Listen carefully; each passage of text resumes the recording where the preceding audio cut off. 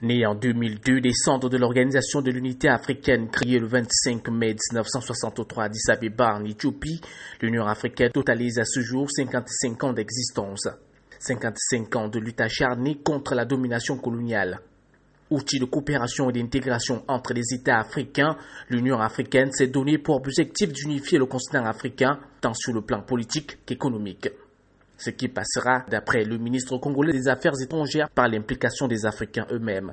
L'Afrique, notre continent, est aujourd'hui à la croisée des chemins.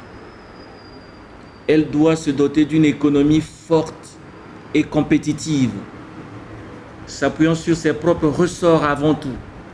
Elle doit forger une puissance économique incontestable. Membre très actif de cette organisation, la République du Congo, qui a assuré la présidence de l'Union africaine en 2006, a, à l'occasion de cette commémoration, réaffirmé son engagement à lutter pour l'émancipation de l'Afrique. La République du Congo, qui est demeurée constante dans son engagement pour la cause africaine, poursuivra inlassablement son combat aux côtés des autres pays également engagés pour l'émancipation intégrale et l'émergence de notre continent.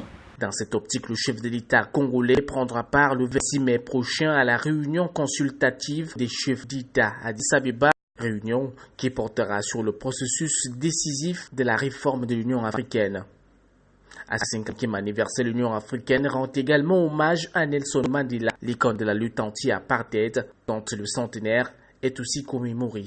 Par son exigence de liberté et de vérité, par son sens du pardon, Nelson Mandela a personnifié aux yeux des peuples du monde les valeurs essentielles. Le premier président noir de l'Afrique du Sud, Nelson Mandela, est décédé le 5 décembre 2013 à l'âge de 95 ans.